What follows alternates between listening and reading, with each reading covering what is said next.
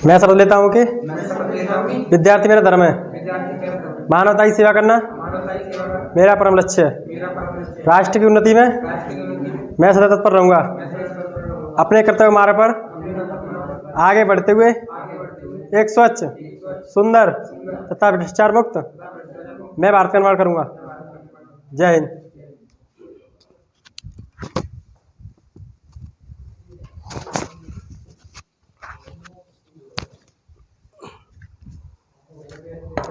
आज हम लोग विंड इरोजन पढ़ेंगे।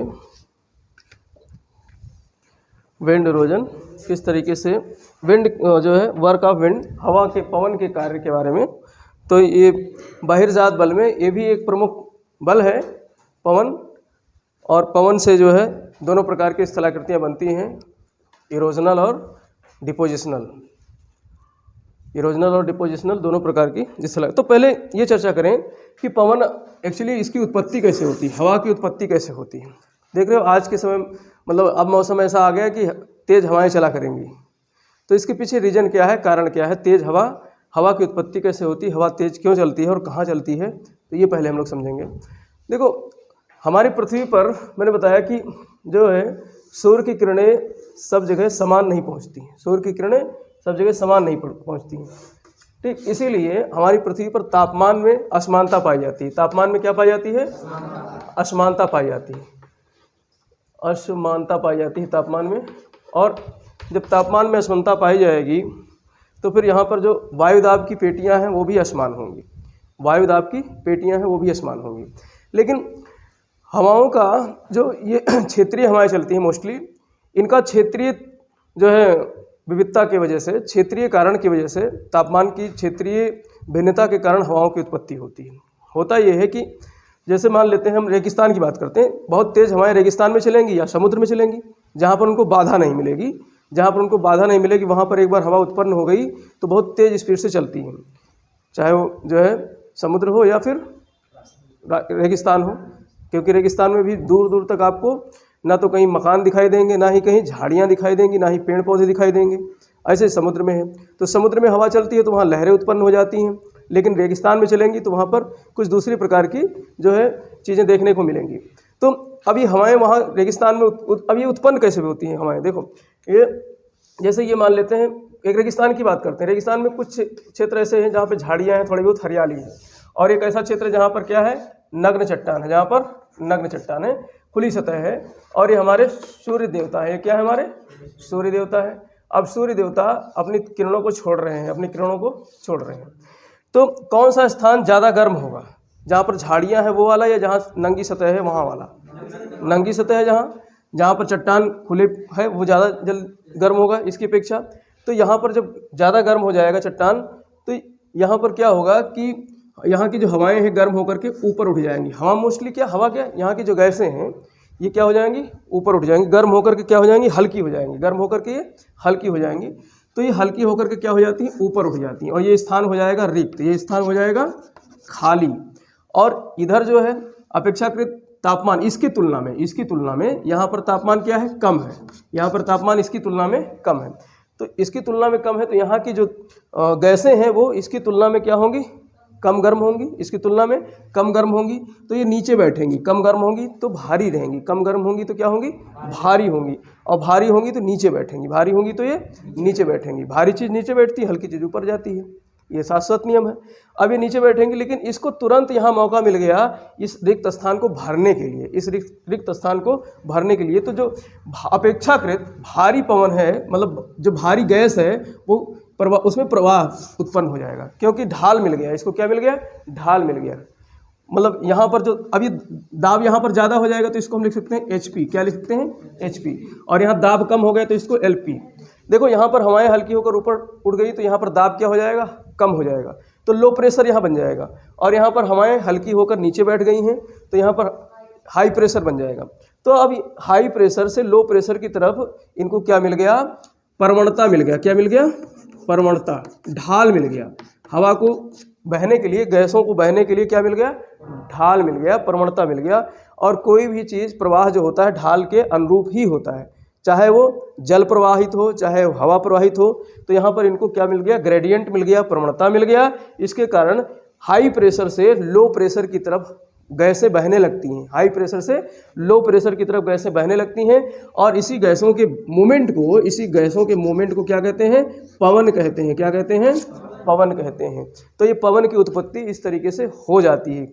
इसको हम लोग डिटेल में अध्ययन करेंगे, जलवायु विज्ञान जब पढ़ेंगे तो वहाँ पर अध्ययन करेंगे, लेकिन यहाँ पर मोटा मोटी आप समझ लो कि हाई प्रेशर से लो प्रेशर की तरफ जो गैसों का मूवमेंट हो जाता है उसे ही क्या कहते हैं? पवन कहते हैं या हवा कहते हैं, विंड कहते हैं। तो हमने यहाँ विंड की क्या करा दी? उत्पत्ति करा दी। विंड की यहाँ हमने उत्पत्ति करा दी।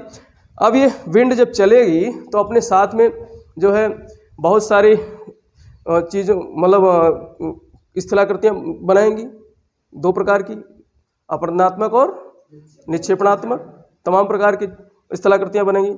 और जैसा कि मैंने बताया कि ये विंड जो है मोस्टली जहाँ पर सतह एकदम बिल्कुल समतल होगा, किसी प्रकार की कोई बाधा नहीं होगी, वहीं पर ये अबाध गति से चलती हैं। तो रेगिस्तानी क्षेत्रों में ये ज़्यादा तेज़ गति से चलती हैं और वहाँ पर तमाम प्रकार की स्थलाकृतियों का निर्माण करती हैं। तो अब ये इनकी जो कार्य है, किस तरीके से ये कार्य करती हैं स्थलाकृतियों को बनाने के लिए? तो सबसे पहला तो मैंने बताया था कि जब हवा चलेगी तो उसके साथ में कंकड़ पत्थर भी उड़ते हुए चलते हैं, कंकड़ पत्थर भी चलते हैं। अब इस कंकड़ पत्थर के वजन के ऊपर निर्भर करता है कि कंकड़ पत्थर किस तरीके से हवा के साथ चलेंगे। अगर बारीक रेत है तो वो सस्पेंड होकर चलेगी, बारीक रेत है तो कैसे चलेगी? सस्पेंड होकर मतलब उसमें निलंबित होकर के उसी हवा के साथ मतलब घुल जाएगा, हवा के साथ छोटे छोटे कण घुल जाएंगे तो ऊंचाई तक चले जाते हैं, वो ऊंचाई तक चले जाते हैं तो उसको निलंबन बोलते हैं या जो है सस्पेंशन बोलते हैं। तो सस्पेंड होकर चलेंगी। और अगर भारी है तो वो अगर कम मतलब ज़्यादा भारी है तब तो उसको हवा क्या करेगी? धक्का मारेगी, घसीटते हुए लेकर चलेगी, ट्रैक्शन होगा उसका, ट्रैक्शन होगा। या फिर अगर थोड़ा सा उसके अपेक्षा कम भारी है, मीडियम साइज़ के अगर कंकड़ पत्थर हैं तो उनको क्या करेंगे? जो है हवाएं जो है साल्टेशन की क्रिया वहाँ पर होगी, यानी लुढ़कते हुए। जैसे मेढक को देखा नहीं, फुदकते हुए मेढक चलता है, मेढक जो है फुदकते हुए। तो ऐसे ही आप देखोगे कि कुछ दूर तक पत्थर गया, फिर वहाँ पर थोड़ा सा मतलब रुक गया, थोड़ा सा सस्ताने लगा, फिर उसके बाद एक हवा के झोंकाया, फिर वो फुदक करके वहाँ से चला। तो ऐसी क्रिया को बोलते हैं साल्टेशन। ऐसी क्रिया क्या बोलते हैं? साल्टेशन की क्रिया। तो साल्टेशन की क्रिया होती है यानी लुढ़क कर चलती है।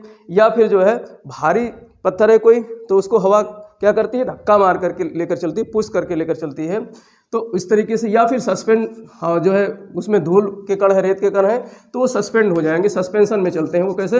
वो उसमें घोल करके चलते हैं हवा में, मतलब पानी का घोल नहीं बनता है लेकिन हवा के साथ वो, अब देखा होगा जब तूफान आता है तो एक अंधेरा सा छा जाता है तो वो जो है कण क्या है उसी में सस्पेंड हो गए हैं, उसी के साथ जो है घुल मिल करके आंधी के साथ जो है बारीक कण रेत के घुले मिले रहते हैं तो वो सस्पेंशन होता है। तो इस तरीके से 3 तरीके से ये जो है इसके टूल्स, इसको टूल्स कह सकते हो। ये क्या है? हवा के साथ बहने वाले ये टूल्स हैं। अब ये टूल्स जब चलेंगे तो फिर कहीं टक्कर मारेंगे, कहीं टक्कर मारेंगे तो क्या होगा? अपघर्षण होगा। वहाँ पर क्या होगा? अपघर्षण होगा। अपघर्षण मैंने बताया था नदी भी करती है, पवन भी करेगी, क्योंकि पवन पत्थर कंकड़ को लेकर जाएगी और किसी सतह पर, किसी चट्टानी सतह पर क्या मारेगी? ठोकर मारेगी। तो जब ठोकर मारेगी तो वो चट्टान जो ठोकर मार रहा है वो खुद टूटेगा और साथ में जहाँ पर ठोकर मारेगी वहाँ भी मजबूत, कमज़ोर और मजबूत चट्टान है, कमज़ोर जल्दी टूट जाएगा, मजबूत धीरे धीरे टूटेगा। तो ये सैकड़ों वर्ष तक का समय लगता है धीरे धीरे। तो इस तरीके से जो है एब्रेजन के कारण, अपघर्षण के कारण जो है चट्टान टूटेंगे। और दूसरा जो है जब हवा बहेगी तो उसके साथ में जो है जो कंकड़ पत्थर आपस में उड़ के जा रहे हैं वो भी टकराएंगे, आपस में टक्कर मारेंगे, तो उसको एट्रिशन बोलते हैं। मैंने बताया था सन्निघर्षण पानी भी करता है, समुद्री तरंगे भी करती हैं सन्निघर्षण, वहाँ के मतलब टूल्स। और हवा भी जब कंकड़ पत्थर को उड़ा कर ले जाता है तो आपस में टकराते हैं तो सन्निघर्षण होता है। या फिर अपवाहन की क्रिया होती है। या क्या होती है? अपवाहन की क्रिया होती है। अपवाहन की क्रिया से क्या होता है कि जैसे बहुत तेज़ी से हवा का झोंका बहते हुए आया और जो रेत का ढेर है उसी को पूरा क्या कर दिया? उड़ाकर लेकर चला गया। तो इस तरीके से ये 3 तरीके से इसकी जो है कार्य है पवन के, और इस कार्य से जो है यहाँ पर स्थलाकृतियों का निर्माण होता है। कौन कौन से? अपघर्षण, सन्निघर्षण और अपवाहन, डिप्लेशन, एट्रिशन और एब्रेजन। सर ये आवाज होती है गांठ के साथ, इधर आवाज ये आवाज है ना सर, गांठ में आती है एकदम गांठ। अच्छा, वो चक्रवात टाइप का। चक्रवात का देखो आगे हम लोग जलवायु विज्ञान में अच्छी तरीके से पढ़ेंगे, लेकिन यहाँ पर थोड़ा सा आप समझ लो। देखो चक्रवात एक्चुअली क्या है कि यहाँ कभी कभी क्या होता है कि जो हाई प्रेशर और लो प्रेशर का एक सर्किल बन जाता है। जैसे यहाँ पर बन गया क्या, एलपी बन गया, लो प्रेशर बन गया, और इसके चारों तरफ जो है क्या बन गया, हाई प्रेशर बन गया इसके चारों तरफ, और ये बढ़ता जाता है। ये क्या होता जाता है, हाई प्रेशर बढ़ता जाता है। मान लेते हैं यहाँ पर हवाओं का प्रेशर हो गया 100, और यहाँ हो गया 200, यहाँ हो गया 300। अब ये ढाल कैसे बनेगा, केंद्र की तरफ ढाल बनेगा। ढाल कैसे बनेगा, केंद्र की तरफ ढाल बनेगा। अब ये केंद्र की तरफ हवाएं चारों तरफ से क्या करेंगी, चारों तरफ से टकराएंगी आकर के केंद्र में, चारों तरफ से हवाएं झपट्टा मार करके पहुंचेंगी, और जब पहुंचेंगी तो टक्कर मार करके फिर उसमें अपने आप ही घूमना शुरू हो जाएगा। भाई ऐसे गई टक्कर मारी तो क्या होगा, घूमने लगेंगी। हाँ, तो हवाएं घूमने लगती हैं, तो उसी को चक्रवात कहते हैं। गर्मियों में अक्सर ऐसा देखने को मिलता है, हम यहाँ भी दिख जाता है कभी कभी जो है, भारी भारी चक्रवात आते हैं, और उसकी जो है काफ़ी ऊंचाई तक जो है उसका जो है हेड बना रहता है उस तरीके से। तो ये सब चक्रवात हम लोग जब पढ़ेंगे तो वहाँ पर अध्ययन करेंगे किस तरीके से बनते हैं, जलवायु विज्ञान में पढ़ेंगे। तो यहाँ पर ये मतलब ये हाई प्रेशर और लो प्रेशर का एक जो है सतत जो है पेटी बन जाती है, उसके कारण ये चक्रवातों की उत्पत्ति होती है। तो इस तरीके से ये 3 क्रियाविधि पवन जो है उसके साथ में इसके टूल्स जो है एब्रेजन करते हैं, अर्थात अपघर्षण करते हैं, सन्निघर्षण करते हैं, एट्रिशन करते हैं, और डिफ्लेशन करते हैं या अपवाहन करते हैं, जिसके कारण जो है स्थलाकृतियों का निर्माण होता है। अब स्थलाकृतियों की अगर बात करें तो जो अपर्दनात्मक सतह है उसका निर्माण होता है, अपर्दन करती हैं। अपर्दन से क्या क्या बनता है, तो पहले तो एक वातगर्त बनता है। क्या बनता है, वातगर्त बनता है। वातगर्त जो है, या इसको जो है आपको डिप्लेशन, हाँ डिप्रेशन बोलते हैं। गर्त मतलब डिप्रेशन ही होता है, हाँ डिप्रेशन, विंड डिप्रेशन, या फिर जो है आप कह सकते हो इसको। तो ये वातगर्त कैसे बनता है, वही ये डिप्लेशन से ही होता है। कैसे होता है, अपवाहन से होता है। किस तरीके से होता है, ये अपवाहन की क्रिया से होती है। जैसे ये मान लेते हैं यहाँ पर जो है एक पूरा रेत है, पूरा क्या है, रेत है। अब हवा बहते हुए आई तो इस रेत के कण को उड़ा करके बहा लेगी, रेत को कण को उड़ाकर बहा लेगी। तो यहाँ धीरे धीरे गड्ढा बनता जाता है, धीरे धीरे गड्ढा बनता जाता है, और ये गड्ढा जो है कुछ इस तरीके से ऐसे ऐसे बन जाएगा। कभी कभी गड्ढा इतना गहरा हो जाता है कि जो भौम जल स्तर है वहाँ तक पहुँच जाता है, भौम जल स्तर तक इसका जो है गड्ढा पहुँच जाता है। तो अब ये प्रश्न आता है कि अपवाहन विधि से जो है जो गर्त बनता है, डिप्रेशन बनता है, विंड डिप्रेशन बनता है, वात गर्त बनता है, वो उसकी अंतिम सीमा क्या है। मरुस्थलीय क्षेत्रों में जो डिप्रेशंस बनते हैं उनकी जो मैक्सिमम लाइन है गड्ढे होने की, वो क्या है, भौम जलस्तर। भौम जलस्तर से नीचे गड्ढा नहीं कर पाएंगे, क्योंकि यहाँ जा कर के पानी मिलने लगता है, और पानी मिलने लगा तो वहाँ पर हवा अपने आप ही जो है उसके कार्य मतलब इसके रेत के कण उड़ना बंद हो जाएंगे, क्योंकि वहाँ नमी रहेगी तो नहीं उड़ेंगे। तो ये जो है इसकी आखिरी सीमा होती है। भौम जलस्तर जो है क्या है, इसकी आखिरी सीमा होती है। तो ऐसे बहुत सारे गर्त आपको मरुस्थलीय क्षेत्रों में देखने को मिल सकते हैं। अब भाई भारत में राजस्थान वाला क्षेत्र है ना, जो थार का मरुस्थल कहलाता है, भारत में थार का मरुस्थल है, वहाँ पर इस प्रकार की स्थलाकृतियाँ देखने को मिलती हैं। या फिर सबसे बड़ा मरुस्थल कौन सा है दुनिया का, सहारा मरुस्थल है। भारत में तो ये थार वाला मरुस्थल है, खास करके मतलब ये पश्चिमी वाला क्षेत्र, जो ये वाला क्षेत्र है, यहाँ पर ज़्यादा ऐसी स्थलाकृतियाँ मिलेंगी। पश्चिमी राजस्थान वाले क्षेत्र में ज़्यादा स्थलाकृतियाँ ऐसे इस तरीके से मिलती हैं। कभी मौका मिले तो देख के आना, अभी यहाँ पढ़ लो इसको, फिर रेगिस्तान में घूमने में आनंद आएगा, सारी स्थलाकृतियों को देखने में, समझने में अच्छा लगेगा। तो अब यहाँ पर मान लेते हैं चट्टान। अब भाई चट्टान जो है 2 तरीके से होती है, चट्टान या तो कठोर होंगी या मुलायम होंगी।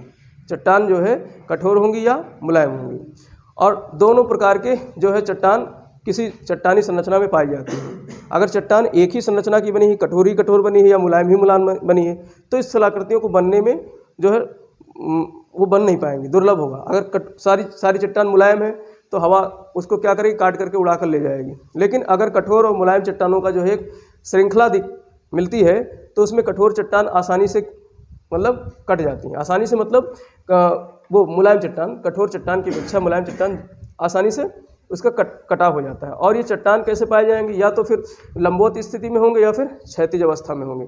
चट्टान जैसे कोई एक शिलाखंड है, अब इसमें इस तरीके से लंबवत चट्टानों की जो है श्रृंखला होगी। मान लेते हैं ये कठोर चट्टान है, ये मुलायम चट्टान है, ठीक। और ये कठोर चट्टान है, और फिर ये मुलायम चट्टान है। इस तरीके से हो सकती है लंबवत, या फिर इस तरीके से क्षैतिज अवस्था में चट्टान हो सकते हैं, क्षैतिज अवस्था में चट्टान हो। अब चट्टानों का निर्माण हमने बता ही दिया कैसे होता है। चट्टान 3 प्रकार के हैं और उनके सबके निर्माण की गतिविधियाँ भी हमने पढ़ ली थी। अब ये जितना रेगिस्तान बनता है सब चट्टानों से ही तो बनता है। रेगिस्तान किससे बनता है?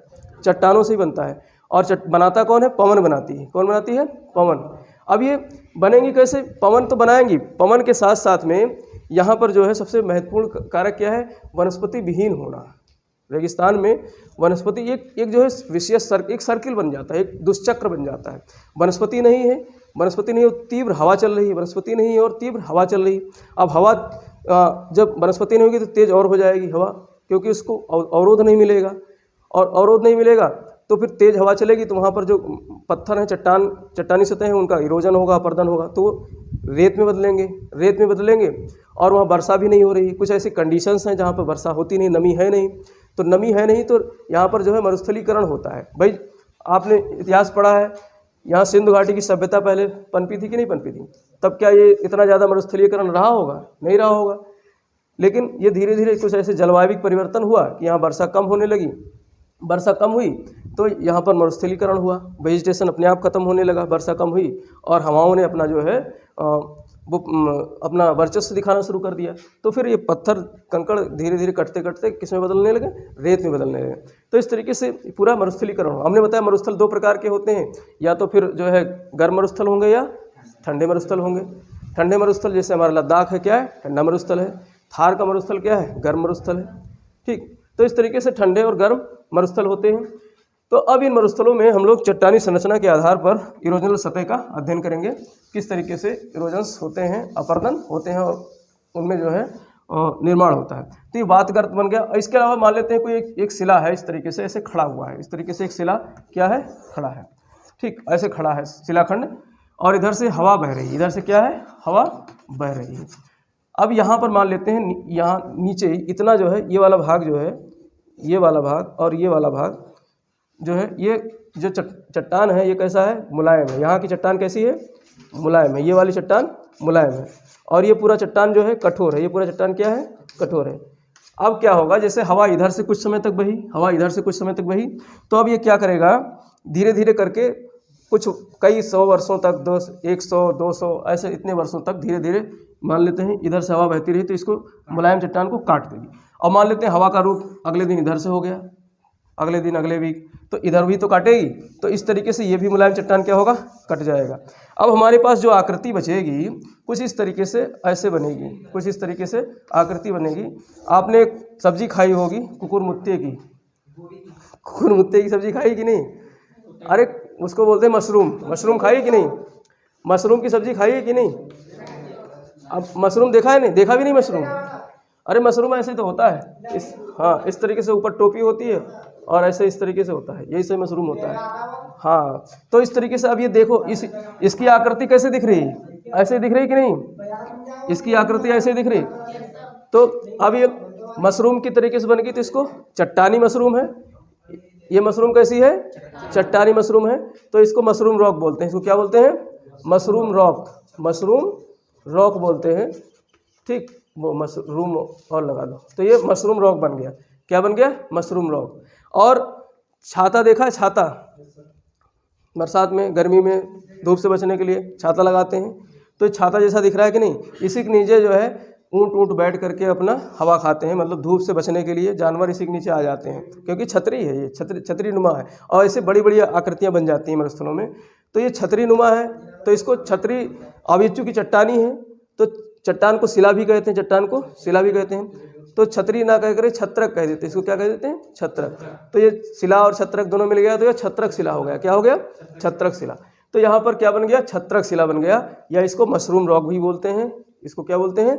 मशरूम रॉक बोलते हैं, या फिर छत्रक शिला बोलते हैं। तो इस तरीके से छत्रक शिला बन गया। अब इसमें हमने देखा कि यहाँ पर कठोर और मुलायम चट्टानों का एक संयोजन था, और कठोर मुलायम चट्टानों के संयोजन के कारण हवाओं ने मुलायम चट्टानों को काट करके और एक शिला बना दिया, एक खंड जो है खड़ा हुआ एक इस तरीके से छत्रक शिला बना दिया, तो इसको छत्रक शिला कहते हैं। तो छत्रक शिला प्रश्न आएगा, छत्रक शिला कौन बनाता है? हवा बनाती है। कौन बनाती है? हवा बनाती है। तो हवा के कार्य से क्षत्रक शिला का निर्माण होता है और ये कैसा निर्माण है? अपर्दनात्मक निर्माण है। कैसा निर्माण है? अपर्दनात्मक, अपर्दन के कारण इसका निर्माण हुआ। अब इसके बाद धीरे धीरे मान लेते हैं ये और कटता रहा, ये और कटता रहा, यहाँ भी काट दिया, यहाँ भी काट दिया। अब ये आने वाले समय में कुछ इस तरीके से ऊपर टोपी रह जाएगी, ऊपर टोपी रह जाएगी और ये इस तरीके से स्तंभ बन जाएगा। इस तरीके से क्या बन जाएगा? स्तंभ बन जाएगा। अब ये ऐसे कई स्तंभ बन सकते हैं इस तरीके से। ऊपर टोपी बन गई इस तरीके से कठोर चट्टान की, ये मुलायम चट्टान मान लेते हैं नीचे है, और ये क्या है? कठोर चट्टान। ये कठोर चट्टान, ये मुलायम चट्टान। तो कठोर चट्टान मुलायम चट्टान को संरक्षण प्रदान करता है। ऊपर वाले कठोर चट्टान ने इसको संरक्षण प्रदान कर रखा है कि भैया तुमको हम पूरा कटने नहीं देंगे। तो इस तरीके से ये देखने में क्या लग रहा है? स्तंभ टाइप का दिख रहा है। ये कैसा दिख रहा है? स्तंभ टाइप का दिख रहा है। और जमीन पे स्तंभ दिख रहा है, जमीन पे दिख रहा है, तो इसको कहते हैं भू स्तंभ। क्या कहते हैं? भू स्तंभ, डेमोसेल्स बोलते हैं अंग्रेजी में। तो ये भू स्तंभ भी बन जाता है। वही क्षत्रक शिला ही धीरे धीरे कटती रहे और कट करके ऊपर जो टोपी उसकी बची रह जाए और उसका जो है एक स्तंभ बचा रह जाए। और स्तंभ कवर्ड किससे हो? कैप से, कठोर चट्टान से। तो भू स्तंभ कुछ संरक्षण को प्रदान करता है। उसकी कैप, ये क्या है? कैप है, टोपी है। ये क्या है? उसकी टोपी है। और टोपी किसकी बनी है? कठोर चट्टान की। टोपी किसकी बनी है? कठोर चट्टान की। तो इस तरीके से ये भू स्तंभ बन गया। क्या बन गया? भू स्तंभ बन गया। तो भू स्तंभ भी इस तरीके से बन जाएगा। और कभी कभी क्या होता है, आने वाले समय में ये भी सब उड़ जाता है, ये भी सब उड़ जाता है। अब यहाँ पर कुछ इस तरीके से पहाड़ियाँ बच जाएंगी, कुछ इस तरीके से पहाड़ियाँ बच जाएंगी, कुछ इस तरीके से पहाड़ियाँ बची रहेंगी। इस तरीके से छोटी छोटी पहाड़ियाँ बची रहेंगी। कहाँ पर? रेगिस्तानी क्षेत्रों में। कहाँ पर? रेगिस्तानी क्षेत्रों में। और इन पहाड़ियों को इंसेलबर्ग कहते हैं। क्या कहते हैं? इंसेलबर्ग कहते हैं। तो ये इंसेलबर्ग क्या है? अब यहाँ से इंसेलबर्ग से निश्चित प्रश्न आता है। इंसेलबर्ग क्या है? कि रेगिस्तानी क्षेत्रों में, मरुस्थलीय क्षेत्रों में अवशेष पहाड़ियाँ हैं। क्या है? अवशेष पहाड़ियाँ हैं। पूरा चट्टान कट गया और छोटे छोटे, दूर से आपको लगेगा कोई ऊँट बैठा हुआ है। अगर आप रेगिस्तानी क्षेत्र में जाते हो और इन जो है इंसेलबर्ग्स को देखते हो तो ऐसा लगेगा एक सीरीज में, एक श्रृंखला में ऊँट बैठे हुए हैं। ऊँट का भी कलर रेत की जैसा होता है। ऊँट का कलर भी रेत जैसा। देखो प्रकृति ने बड़ा सब कुछ संयोजन तरीके से बनाया है। ऊँट का कलर जो है लाल पीला क्यों नहीं बना दिया? लाल और हरा क्यों नहीं बना दिया? ऊँट का कलर भी मिट्टी जैसा ही होता है, उसी कलर का, रेत के कलर का। क्योंकि सबको जो है प्रकृति जिस कलर की होगी उसी कलर में प्रकृति अपने जीव जंतुओं को भी बना देती है। मानव ही एक ऐसा प्राणी है जो अपना सब कुछ कलर बदल लेता है समय के साथ में। एसी उसी में रहने लगेगा तो खिल जाएगा, ठीक है। तो मतलब उसने अपना इन्वायरमेंट कैसा बना लेता है, मानव जो है अपने अनुरूप बना लेता है। लेकिन जीव जंतु जो है वो प्रकृति के अनुरूप ही रहते हैं। उनका कलर कैसा होता है? प्रकृति के। जैसे तोता है, तोता जो है हरे कलर का ही होता है। वो जो है डाली में बैठ जाता है पेड़ पर उसमें, क्योंकि अब उसको बहुत सारे ऐसे जीव जंतु हैं जो अपनी सुरक्षा के लिए जो है सहारा लेते हैं प्रकृति का कि कोई उनका शिकार न कर सके। बहुत सारे कीट पतंगे हैं जो झाड़ियों की तरीके से या जिस इन्वायरमेंट में रहती हैं उसी कलर के उनके जो है स्किन्स हो जाते हैं। तो प्रकृति उसी तरीके से बनाती है। तो ऐसे ऊँट वहाँ पर आप जब देखोगे मरुस्थलीय क्षेत्रों में तो इंसेलबर्ग्स क्या दिखाई देंगे? बैठे हुए ऊँटों का एक कारवां दिखाई देगा। ऊँट जैसे दिखाई देंगे कि ऊँट बैठे हुए हैं। तो ये क्या कहलाते हैं? इंसेलबर्ग। क्या कहलाते हैं? इंसेलबर्ग। तो इंसेलबर्ग क्या है? अवशिष्ट पहाड़ियाँ हैं, मरुस्थलीय क्षेत्रों की अवशिष्ट पहाड़ियाँ हैं इंसेलबर्ग्स। अब जैसे हमने वहाँ देखा था मोनाड नॉक पढ़ा था ना, मोनाड नॉक, दोनों में थोड़ा थोड़ा अंतर है देखने में एक जैसे ही होंगे। मोनाड नॉक जब बनता था वो किससे बन रहा था? जो है उससे प्रवाहित जल से।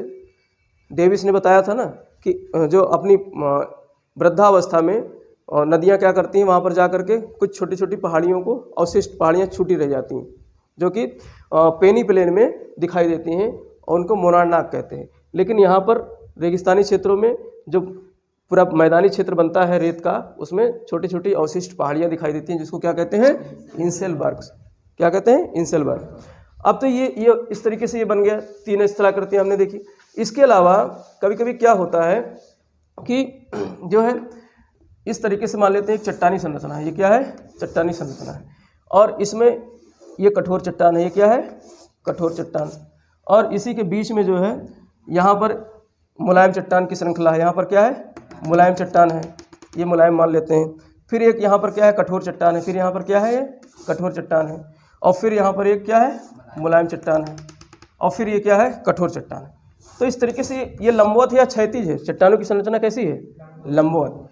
तो अगर लंबवत चट्टानों की संरचना इस तरीके से, कठोर और मुलायम चट्टानों की संरचना, ये हमने यहाँ लिख भी देते हैं, ये है कठोर चट्टान और ये है मुलायम चट्टान। ये क्या है, मुलायम चट्टान। अब हवा मान लेते हैं सामने से हवा बह रही है, इधर से बह रही है, कभी उस साइड से बह सकती है, तो धीरे धीरे क्या होगा, ये वाले चट्टान जो है मुलायम चट्टान क्या होगा, कट जाएगा, मुलायम चट्टान का इरोजन हो जाएगा और ये एक आधार स्तंभ पर इस तरीके से खड़ी हुई संरचना दिखाई देंगी। इस तरीके से ये खड़ी हुई संरचना ऐसे दिखाई देंगी, इस तरीके से कई जो है इस तरीके से स्तंभ कई जो है दिखाई देंगे। तो अब ये यारों का समूह हो गया। ये किसका समूह हो गया, यारों का समूह। कई यार खड़े हैं ना, तो यारों का समूह हो गया, तो इसको बोलते हैं यारडंग। क्या बोलते हैं, यारडंग। अब याद करने के लिए बता रहा हूँ। तो यारडंग क्या हो गया, कई ऐसे जो है स्तंभ, कई ऐसे स्तंभ खड़े हुए दिखाई देते हैं, एक समूह दिखाई देता है स्तंभों का, जिसको क्या बोलते हैं, यारडंग। यारडंग बना कैसे, लंबवत चट्टानों की संरचना, लंबवत कठोर और मुलायम चट्टानों की एक संरचना जब दिखाई देती है तो वहाँ पर मुलायम चट्टान आसानी से कट जाते हैं और कठोर चट्टान खड़ी हुई रह जाती है। तो ये इस तरीके से कई यार खड़े रहते हैं, तो इसलिए इसको यारडंग कहते हैं। क्या कहते हैं, यारडंग। यार नहीं खड़े रहते हैं, चट्टानी शिला खड़ी रहती है, लेकिन याद करने के लिए आप कह सकते हो यारों का समूह है, तो ये यारडंग हो गया। क्या हो गया, यारडंग। और इसके अलावा अगर यही संरचना कुछ इस तरीके से हो और जो है एक यहाँ पर कठोर क्षैतिज अवस्था में है, कठोर चट्टान इस तरीके से, कठोर चट्टान क्षैतिज अवस्था में है, और इसके नीचे जो है एक मुलायम चट्टान हो, तो मुलायम चट्टान कुछ इस तरीके से ऐसे कट जाएगा, मुलायम चट्टान कुछ इस तरीके से ऐसे कटेगा। ये मुलायम चट्टान है, ये क्या है, मुलायम चट्टान, ये मुलायम चट्टान है इधर, और ऊपर ये कठोर चट्टान है, ऊपर क्या है, ये कठोर चट्टान, और नीचे भी जो है और यहाँ पर भी कठोर चट्टान है, नीचे भी कठोर चट्टान है, तो यहाँ भी कम इरोजन होगा कुछ इस तरीके से। देखो ये हो गया कठोर चट्टान, ये क्या हो गया, कठोर, और ये क्या हो गया, मुलायम। अब हवा जो है आएगी तो मुलायम चट्टान को काटेगी ना, तो ये इस तरीके से आकृति बन जाएगी। ये मुलायम चट्टान अंदर तक कट गया, ये चट्टान अंदर तक कट गया। अब ये देखने में सुराही जैसे दिख रही है कि नहीं। हम लोग जब पढ़ते थे दवात रखते थे, क्या रखते थे, दवात रखते थे, दवात। देसी भाषा में लोग बुतका बोलते थे। क्या बोलते थे, बुतका। पता नहीं तुम लोग जानते हो कि नहीं, बुतका, बुतका बोलते थे इसको, बुधका नहीं, बुतका। अरे वो गांव की भाषा में बोलते थे, लेकिन है क्या, यह दवात है, दवात है। पहले तो जब 3 तक पढ़े तो 3 तक क्या पटरी और जो है उसका वो ले जाते थे, जो है दवात किसका ले जाते थे, उसमें वो घोल करके चूना वगैरह, खड़िया, खड़िया, हाँ खड़िया, तो खड़िया से लिखते थे, हाँ खड़िया से लिखते थे। फिर उसके बाद दवात ले जाते थे स्याही वाला, और सरकंडे की कलम से लिखते थे, सेठे की कलम से लिखते थे। तो ये ऐसे ही दवात हुआ करती थी, इसी तरीके से। तो ये दवात नुमा बन जाती है। कैसी बन जाती है, दवात नुमा। देखो आज के जो वैज्ञानिक लिखेंगे वो इसको दवात की आकृति नहीं कहेंगे, क्योंकि अब दवात खत्म, दवात का कंसेप्ट खत्म। अब सब कलम कैसे आ रहे हैं, रेडीमेड भरे हुए इंक स्याही वाले आ रहे हैं। पहले था, तो पहले भूगोलवेत्ताओं ने इस आकृति को देखा, उन्होंने लिखा होगा दवात से, तो कह दिया कि दवात नुमा आकृति जो बनती है, एक उसको क्या बोलते हैं, जीवजन बोलते हैं। क्या कहते हैं, जीवजन, जीवजन। तो इसका नाम क्या रख दिया इन्होंने, जीवजन। दवात नुमा आकृति जो बनी मरुस्थलीय क्षेत्रों में, उसको क्या कहते हैं, जीवजन। और ये बनेगी कैसे, चट्टानों की क्षैतिज संरचना जब रहेगी, कैसी, हॉरिजॉन्टल, क्षैतिज। कठोर चट्टान, मुलायम चट्टान, कठोर चट्टान, मुलायम चट्टान। तो कठोर और मुलायम चट्टानों की जब हॉरिजॉन्टल व्यवस्था होगी, क्षैतिज व्यवस्था होगी, तो उससे क्या बनेगा, जीवजन बनेगा। क्या बनेगा, जीवजन बनेगा। लेकिन यारडंग किससे बनेगा, जब लंबवत चट्टानों की व्यवस्था होगी। कठोर और मुलायम चट्टानों की व्यवस्था कैसे होगी, लंबवत होगी, तो उससे क्या बनेगा, यारडंग बनेगा। और क्षैतिज अवस्था में चट्टान जब पड़े होंगे तो कैसे क्या बनेगा, जीवजन। दवात नुमा आकृति बनेगी। कैसी बनेगी, कट करके ये दवात दिखाई देगा। जब आप रेगिस्तान में जाओगे तो ये चट्टान इस तरीके से, चट्टानी संरचना ऐसे रहेगी, चट्टानी संरचना ऐसे रहेगी, और इसमें एक छेद दिखाई देगा। इसमें एक ये छेद है, ये क्या है, छेद है। मान लो सामने तुम खड़े हो जाओ और इधर से देखो, ये छेद दिखाई देगा। तो इस तरीके से कई छेद ऐसे दिखाई देंगे, तो दवात नुमा ये बन जाती है आकृति। कैसी बन जाती है, दवात नुमा। तो इसको क्या कहते हैं, जीवजन कहते हैं। क्या कहते हैं, जीवजन। तो यहाँ पर कुछ आकृतियाँ हमने देखी, क्या क्या देखी। एक तो पहले वातगर्त देखा हमने, वातगर्त बना। फिर इसके बाद में छत्रक शिला देखा, छत्रक शिला जो छतरी के नुमा या जो है उसके हिसाब से बनता है, क्या नाम, मशरूम के आकार का बनता है। तो मशरूम रॉक पेड़ के आकार का। पेड़ के आकार का वो एकदम नहीं होता है, इसलिए उसको ट्री साइज नहीं बोलते हैं, वो मशरूम की तरीके से आकृति की होती है। अब छाता के आकार हाँ, छाता के आकार का होता है, इसलिए छत्रक शिला बोल देते हैं। छतरी जैसे खोलते हैं ना उस तरीके से, क्योंकि छतरी हमको संरक्षण प्रदान करती है। ऐसे यहाँ पर धूप से बचने के लिए जानवर जीव जंतु खड़े हो जाते हैं उसके नीचे, तो वो उसको छांव प्रदान करती है, तो ये छत्रक शिला बन जाती है। इसके अलावा भूस्तंभ बनते हैं। भूस्तंभ में क्या है, ऊपर कठोर चट्टान का संरक्षण मिल जाता है। कठोर चट्टान का संरक्षण किसको मिल जाता है, स्तंभों को, तो वो स्तंभ बचे रह जाते हैं, पूरा स्तंभ नहीं कटते हैं, तो इसको क्या बोलते हैं, भूस्तंभ बोलते हैं। इसी प्रकार से जो है यारडंग होता है। यारडंग क्या है, कठोर और मुलायम चट्टानों का एक लंबवत संरचना होती है, तो मुलायम चट्टान कट जाते हैं और कठोर चट्टान खड़े रहते हैं, तो यहाँ पर यारडंग बन जाता है। ये समूह में दिखाई देते हैं, ये समूह में दिखाई देते हैं, हाँ, तो इसको यारडंग कहते हैं। क्या कहते हैं, यारडंग। अब ये सब जो है यहाँ के नाम नहीं है, ये सब रेगिस्तानी क्षेत्रों के। सहारा मरुस्थल में बहुत सारा ऐसा देखने को मिलेगा आपको। सहारा वाले मरुस्थल में ये सारी आकृतियाँ आपको देखने को मिल जाएंगी। आप देखना जा करके, आज गूगल पे सर्च मारना, देखो अब तो बहुत सब कुछ आसान हो गया। जैसे ही आप डालोगे यारडंग, तुरंत आपको पहुंचा देगा मरुस्थलीय क्षेत्र में, और लाइव देख सकते हो, 3 डायमेंशनल देख सकते हो, पूरा सब कुछ, सब बनी हुई इमेज देख सकते हो। और जब पढ़ने के बाद उस इमेज को फील करोगे, देखोगे, तो हमेशा हमेशा के लिए कंठस्थ हो जाएगा, याद हो जाएगा। नाम याद ही हो गया। अब घूमने तो नहीं जा सकते ना, हर चीज़ देखने के लिए आप या तो इतना समय हो, इतना पैसा हो कि आप रेगिस्तान भी घूमने चले जाओ, और नदी के किनारे जो है, नदी के सहारे सहारे चले जाओ, समुद्र के किनारे वहाँ भी घूम लो, तट के सहारे की स्थलाकृतियों को देख लो, तो सब संभव नहीं है। तो संभव कैसे है, मोबाइल से। मोबाइल में जो है आप अननेसेसरी जो समय आप व्यतीत करते हो, वहाँ पर न व्यतीत करके, बल्कि गूगल मैप्स पे जाओ और वहाँ पे ये सारी चीज़ टाइप कर लो, सीधे सहारा पहुँच जाओगे। ज़रूरत ही नहीं कि हवाई जहाज़ से उड़कर जाना है, सीधे गूगल मैप से सहारा पहुंच जाओगे। सहारा में बनने वाली सारी स्थलाकृतियाँ आप वहाँ देख सकते हो। तो इस तरीके से ये सारी चीज़ें आप देख सकते हो उसमें। और इसके अलावा कभी कभी क्या होता है कि जो है, मान लेते हैं एक छत्रक शिला इस तरीके से पड़ा हुआ है, खड़ा हुआ या पड़ा हुआ, इस तरीके से छत्रक शिला है, मतलब एक शिला है। अब इस शिला में कुछ इस तरीके से जो है कठोर और मुलायम चट्टानों की व्यवस्था है। इस तरीके से कुछ जो है तारा की आकार से, या फिर कई इसके जो है फेसेस हो सकते हैं। ये क्या है, कठोर चट्टान है। ये क्या है, कठोर चट्टान, ये कठोर चट्टान है। और ये सब क्या है, मुलायम चट्टान, ये सब मुलायम चट्टान। अब हवा चलेगी चारों तरफ से, तो फिर ये मुलायम चट्टान क्या हो जाएंगे, हट जाएंगे, कट जाएंगे धीरे धीरे 100-200 वर्षों में, ठीक, 100-200 वर्षों में। अब ये कई जो है इसके फलक बन जाएंगे। ये क्या है, फलक है। ये सब क्या है, फलक।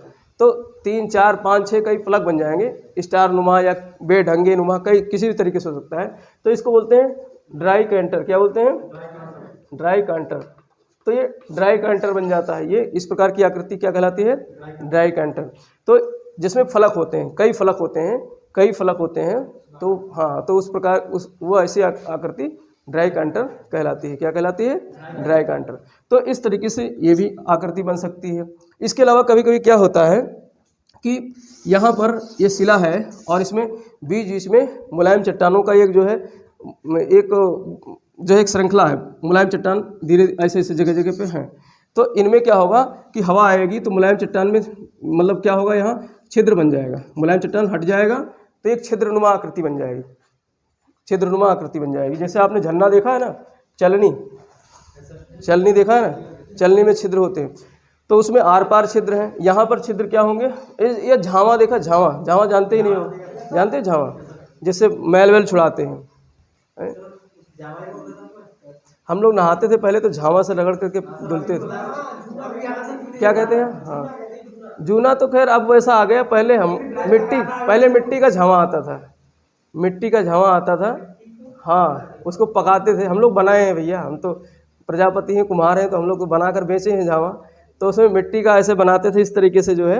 अब इसमें क्या करते थे, कोदो या सरसों चिपका देते थे, फिर उसके बाद में आग में पकाते थे, और वो सरसों वगैरह जो है जो दाने होते थे वो जल जाते थे, और फिर वो छिद्र बन जाता था उसमें छिद्र। फिर उसको जो है लोग खरीद कर ले जाते थे पैरों की एड़ियों के जो है मैल छुड़ाने के लिए, रगड़ के उससे मैल छुड़ता है। तो इस तरीके से झावा की आकृति बन जाती है यहाँ पर। तो ये छिद्रयुक्त जो है शिला बन जाता है, छिद्रयुक्त शिला बन जाता है। और कभी कभी क्या होता है कि ये पूरा शिला ही हट जाता है, पूरा ये बीच से ही कट जाता है, हवा आती है और ये जो झन्ना है, ये जो छेद है, ये सब पूरा खत्म हो जाता है। तो यहाँ पर ऊपर एक ब्रिज सा बन जाता है। क्या बन जाता है, ब्रिज सा बन जाता है। आप रेगिस्तानी क्षेत्र में देख सकते हो कि इस तरीके से ब्रिज बन जाता है, ऐसे जो है ब्रिज टाइप का बन जाता है। यहाँ से आदमी इधर आराम से बच्चे खेलते उलते हैं, इधर चलते जाते हैं, तो ये ब्रिज बन जाता है, तो पुल टाइप का एक बन जाता है। तो इस तरीके से ये सारी आकृतियाँ जो है कैसी बनती हैं, अपर्दन से बनती हैं। कैसे बनती हैं, अपर्दन से बनती हैं। अब इसके अलावा निक्षेपण की आकृति कैसे कौन कौन सी बनती है। निक्षेपण की आकृति से एक प्रश्न अक्सर आता रहता है बरखान के बारे में। ठीक, निक्षेपण की आकृति जो होती है, सबसे मुख्य आकृति होती है बालुका स्तूप। क्या होती है, बालुका स्तूप। तो निक्षेपण में बनने वाली सबसे प्रमुख आकृति क्या है, बालुका स्तूप। बालू का स्तूप। किसका स्तूप, बालू का, रेत का। किसका स्तूप, रेत का, बालू का स्तूप। तो इसको अंग्रेजी में बोलते हैं सैंड डून्स। क्या बोलते हैं, सैंड डून्स, सैंड डून्स। अब स्तूप आ गया, स्तूप तो हिस्ट्री में पढ़े हो। स्तूप कैसे होता है, इस तरीके से होता है ना, गुंबदाकार आकृति होती है। और जब महात्मा बुद्ध जी के और उनके अवशेषों पर स्तूप बनाया था, अशोक ने बनाया था, बहुत सारे सम्राटों ने बनाया था, तो इसमें हर्मिका लगी होती है। सब हिस्ट्री भूल गए हो तो ये एक स्तूप बन जाता है। इसमें जो है बुद्ध जी और महात्मा बुद्ध जी या उनके जो मतलब फॉलोवर्स थे, उनके अवशेषों की, उनके हड्डियों की, उनके नख की, उनके बाल की, ज़्यादातर महात्मा बुद्ध जी के ही जो है अवशेष, शरीर के अवशिष्ट भागों का, जो उनको जलाने के बाद दफना, जो उनके अवशेष बचे थे, उन्हें जो है यहाँ दाबा गया था इसके नीचे, तो ये स्तूप बनाया जाता था। ऐसे ही इसी आकृति से बालुओं का ढेर बन जाता है। कहाँ पर, रेगिस्तानी क्षेत्रों में। रेगिस्तानी क्षेत्रों में इसी आकृति से बालू के ढेर बन जाते हैं। ये हर्मिका वहाँ नहीं लगी होती है, ऐसे ढेर बन जाता है। तो इस ढेर को क्या कहते हैं, बालुका स्तूप। क्या कहते हैं, बालुका स्तूप, या सैंड डून्स बोलते हैं इसको। क्या बोलते हैं, सैंड डून्स। अब ये सैंड डून्स, अब हवा जैसे इसे बह रही है, हवा ऐसे बह रही है, तो ये सैंड डून्स, यहाँ का सैंड उड़ करके यहाँ आकर के खिसकेगा, ये कटेगा, ये इतना कटेगा मान लेते हैं, और ये सैंड कहाँ आ जाएगा, इधर। ये सैंड उड़ करके इधर आ जाएगा। फिर ये इतना कटेगा, फिर ये सैंड यहाँ आ जाएगा। इस तरीके से ये सैंड डून्स क्या होते हैं, मूवमेंट करते हैं, स्थानांतरित होते हैं। सैंड डून्स क्या करते हैं, मूवमेंट करते हैं, स्थानांतरित करते हैं। तो सैंड डून्स जो है एक स्थान से दूसरे स्थान क्या करते हैं, मूवमेंट करते हैं, स्थानांतरण करते हैं। तो वो कौन सी स्थलाकृति है जो है मरुस्थलीय क्षेत्रों में, जिसमें अब प्रवाह देखा जाता है, जिसमें क्या देखा जाता है, स्थानांतरण या प्रवाह देखा जाता है। तो क्या है, सैंड डून्स, बालू का स्तूप है। क्यों, क्योंकि हवा आई, रेत यहाँ से उड़ करके गई, यहाँ जमाई, थोड़ी दूर आगे ले जा करके, ठीक, और ये वाला हिस्सा खाली होता जाएगा, और फिर नया सैंड डून्स बन जाएगा आगे जा करके। वही रेत दूसरी जगह इकट्ठा हो जाएगा, तो वहाँ क्या बन जाएगा, सैंड डून। अभी रेत जमा क्यों होते हैं भाई रेगिस्तानी क्षेत्रों में, तो रेत क्यों जमा, क्योंकि कभी कभी क्या होता है, बहुत दूर तक अगर हवा जा रही, रेत उड़ते जा रहे हैं, जो सस्पेंशन अवस्था में, किस अवस्था में, सस्पेंशन अवस्था में, यानी उनके साथ जो है उसमें लटक करके उड़ते हुए जा रहे हैं, तो कुछ दूरी तक जाने के बाद भाई हवा भी तो थक जाएगी, ज़्यादा बोझ हो जाएगा, ज़्यादा बोझ हो जाएगा बालुओं का, तो उसको गिराएगी हवा ना भाई। अपना पूरी हवा क्या हो, हवा पूरी अपने आप को ख़त्म ना हो जाए, मर ना जाए, तो इसके लिए क्या करेगी वो, जो उसके साथ में सस्पेंडेड पार्टिकल्स हैं, जो उसके साथ रेत के कण हैं, उनको क्या करेगी, वो छोड़ेगी। या तो ये कारण हो जाए, या फिर अचानक कोई अवरोध आ जाए, सामने कोई अवरोध आ जाए। किस तरीके का अवरोध, जैसे कोई झाड़ी आ जाए, कोई पेड़ आ जाए, कोई मकान आ जाए, तो झाड़ी, पेड़, मकान, कोई भी अवरोध आ जाएगा, तो उनसे टकरा करके हवा सारे रेत को वहीं पे क्या कर देगी, डाल देगी, तो उससे भी सैंड डून्स बन जाता है। या फिर कोई नमी युक्त सतह आ जाए, कोई झील आ जाए, अब झील आ जाएगी तो झील पे अचानक जो है उसमें जो वायु हवा बह रही है वो नमी ग्रहण कर लेगी, और नमी ग्रहण करते ही हवा क्या हो जाएगी, भारी हो जाएगी। तो भारी हो जाएगी, और भारी आदमी वैसे नहीं दौड़ पाता है, हवा भारी हो गई तो खुद ही मर जाएगा, हवा वहाँ मरेगा, तो ऐसे ही उसकी जो सस्पेंडेड पार्टिकल्स हैं वो सब वहीं पे डिपॉजिट होने लगेंगे, जमा होने लगेंगे। तो इस तरीके से जो है सैंड ड्यून्स का निर्माण होता है। और सैंड ड्यून्स क्या होते हैं, स्थानांतरित होते रहते हैं। सैंड ड्यून्स क्या है, स्थानांतरित। भाई देखो, हम जो आज अब समय क्या आ रहा है, बसंत का समय आने वाला है। अब इसमें क्या होता है, बसंत कह रहा हूँ, ये कौन सा अब समय आ रहा है, पतझड़ वाला, हाँ चल, हाँ पतझड़ वाला समय। अब क्या होगा इसमें, चूँकि वायुमंडल में मॉइस्चर की कमी है, नमी की कमी है, और हरे पेड़ पौधे जो है वायुमंडल से ही तो नमी ग्रहण करते हैं, इनकी पत्तियां हैं, जड़ें हैं, सब नमी ग्रहण करते हैं। अब नमी की कमी है और पेड़ को अपना अस्तित्व बचा के रखना है, पेड़ को अपना अस्तित्व बचा के रखना है, तो ये क्या करती हैं, पत्तियों को ही सुखा देती हैं। पेड़ पौधे अपनी पत्तियों को ही सुखा देती, कहती हैं ये रहेगा तो हमारे लिए कांटा रहेगा, हम जीवित नहीं रह पाएंगे। तो पत्तियों को जो है पोषण देना कम कर देती हैं। पेड़ पौधे बड़े चालाक होते हैं, अपने शरीर को बचाने के लिए अपनी पत्तियों को जो है पोषण देना बंद कर देते हैं और पत्तियां क्या हो जाती हैं, सूख जाती हैं, फिर झड़ जाएंगी। तो पेड़ बचा रहेगा। और अगर नहीं सुखाएं उसको, नहीं पोषण देना बंद करें तो पत्तियां भी हरी भरी रहेंगी। तो और नमी है नहीं वातावरण में, जड़ से जो नमी प्राप्त कर रही हैं तो पूरे पेड़ को पूर्ति नहीं हो पाएगी, तो पूरा पेड़ ही सूख जाएगा। तो प्रकृति बहुत सयानी है, बहुत चालाक है। सब कुछ प्रकृति में इतना व्यवस्थित तरीके से ईश्वर ने बना दिया है जो है कि सारी चीज़ उसी व्यवस्था के अनुसार चलती है। तो पतझड़ वाले हम लोग जब वनस्पतियां पढ़ेंगे तो वहाँ पर भी देखेंगे कि कहाँ पर जो है पतझड़ वाले वनस्पतियां पाई जाती हैं, यानी सारी पत्तियां झड़ जाती हैं। कहाँ पर सदाबहार वनस्पतियां पाई जाती हैं, जहाँ नमी होगी हमेशा वर्षा होती रहेगी, वहाँ पतझड़ होगा ही नहीं, क्योंकि वहाँ पर तो बल्ले बल्ले हैं पेड़ पौधों के, वहाँ तो नमी मिल ही रही है, तो पत्तियाँ सूखेंगी नहीं, पत्तियों को सुखाएगा नहीं पेड़ पौधा। तो इस तरीके से सब हम वहाँ देखेंगे।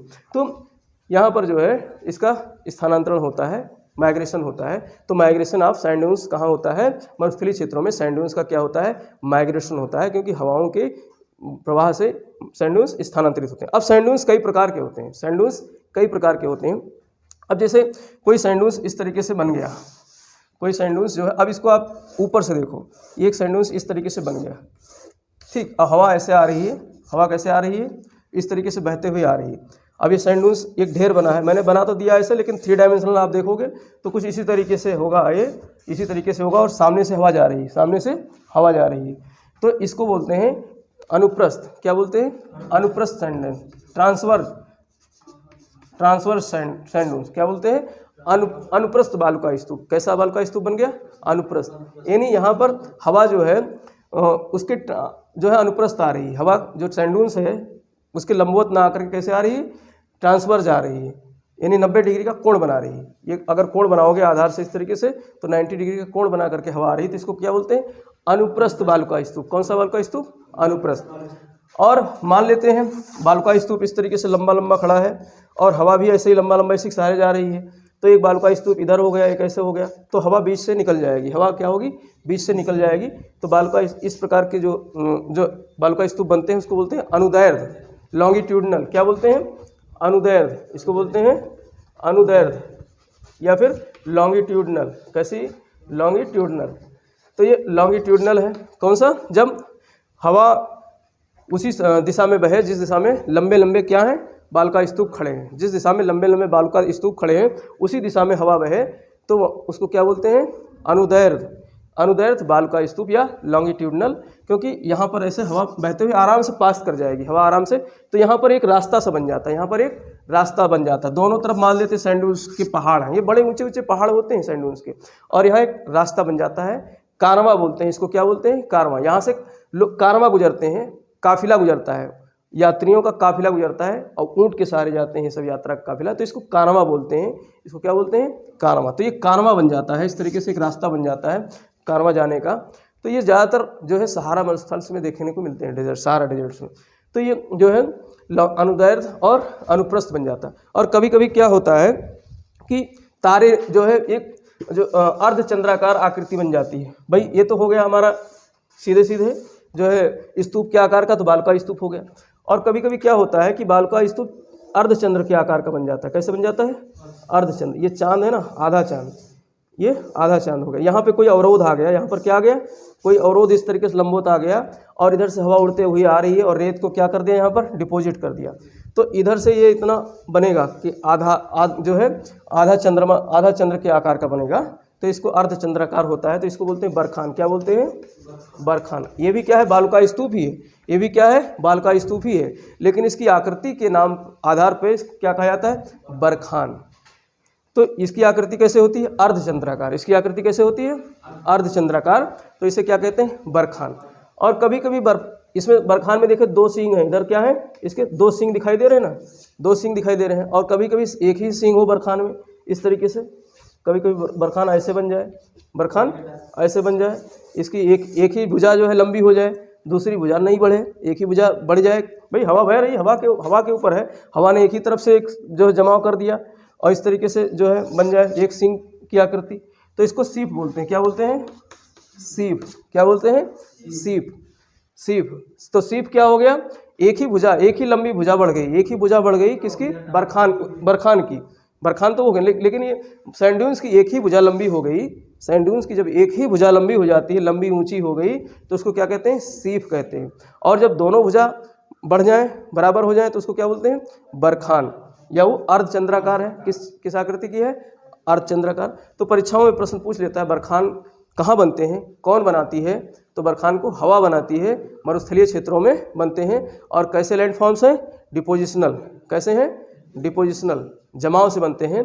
तो इस तरीके से ये जो है कुछ आकृतियाँ हो गई। और इसके अलावा कभी कभी क्या होता है, बड़े प्यार से हवा बहती है, मरुस्थलीय क्षेत्रों में बड़े प्यार से हवा बहती है, तो बहुत प्यारी आकृति बनती है, बहुत प्यारी आकृति बनती है। इस तरीके से बड़ा अच्छा लगता है देखने में, तरंगित, इस तरीके से रिपल्स बन जाते हैं। ये क्या, इसको क्या बोलते हैं? रिपल्स। जैसे आपने देखा होगा, आप तालाब में एक पत्थर मारो, तालाब में एक पत्थर मारो, तो वहाँ पर ऐसे ऐसे लहर सी बन जाएगी, ठीक। तो उस तरीके से लहर सी बन जाती है, तो ये इसको रिपल्स बोलते हैं। क्या बोलते हैं?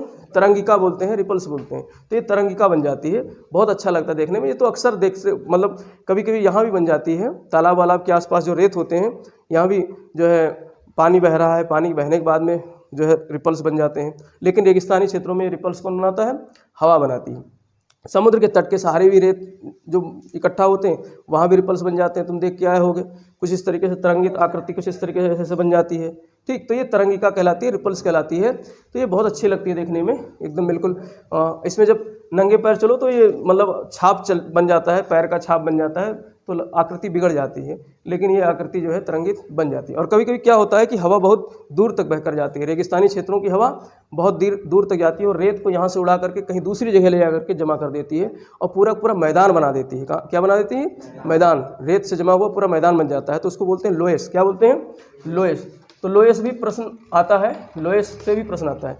लोएस कैसी आकृति है? लोएस एक्चुअली क्या है? मैदान है। लोएस क्या है? मैदान है। और कौन बनाता है? हवा बनाती है। कौन बनाती है? हवा। रेगिस्तान से रेत को उड़ा करके ले जाती है और दूर जमा कर देती है, तो वहाँ भी एक रेगिस्तान ही बन जाता है, वहाँ भी एक रेगिस्तान ही बन जाता है। तो वो पूरा क्षेत्र क्या कहलाता है? लोएस का मैदान कहलाता है। कैसा मैदान? लोएस का मैदान। और इस प्रकार का लोएस का मैदान आपको चीन में देखने को मिलेगा, चीन में लोएस का मैदान देखने को मिलेगा। अब चूंकि ये सैंड से लेकर गया है, सैंड का कलर क्या होता है? लगभग पीला होता है। सैंड्स का कलर क्या होता है? पीला होता है। और वो भी मतलब काफ़ी लंबे समय तक अगर सैंड्स जमा है तो ऑक्सीडेशन की क्रिया होती है, तो और वो पीला हो जाती है, और वो पीला हो जाती है। और एक चट्टानी संरचना के रूप में जमा होती रहती है। बालू जमा हो गई, उससे प्रेशर बनेगा, तो दबाव से जो है क्या होगा? हार्ड हो जाएगा। तो ऐसे जो चीन में लोएस का मैदान है, वहाँ पर एक नदी बहती है, वांगहो नदी। लोएस के मैदान से एक नदी बहती है, वांगहो नदी। अब वांगहो नदी इस रेत, अब चूंकि इतना भी कठोर नहीं हुआ है, और वो आसानी से वो नदी क्या करती है, इस लोएस के जो है मैदान में रेत को काट करके बहा कर ले जाती है, रेत को काट करके बहा कर ले जाती है। और रेत का कलर है पीला, तो पानी का कलर क्या हो जाएगा? पीला। भाई रेत उस पीला रेत उसमें सस्पेंड होकर बहेगा, तो पीला क्या हो गया? तो पीला रेत जब पानी में बहेगा तो पानी का कलर भी क्या हो जाएगा? पीला।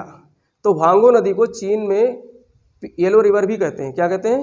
Yellow river. पीली नदी किसको कहते हैं? वांगहो नदी को। क्यों? क्योंकि वो लोएस के मैदान से होकर बहती है, और लोएस के मैदान से जो रेत के कण हैं पीले वाले, उसको काट करके बहाते हुए लेकर चलती है, तो वहाँ पर उसे पीली नदी भी कहते हैं। और वो बहुत, उसको चीन में सोक लेकर आती है, चीन में वो सोक लेकर आती है, क्योंकि जहाँ भी जाएगी लेकर के रेत को लेते हुए जाएगी, सबको रेत कर देगी, सब पूरा बहा करके पूरा बंजर बना देती है। और रेत जहाँ जमा हो जाएगा वहाँ मिट्टी भी खत्म हो जाएगी, उपजाऊपन खत्म हो जाएगा।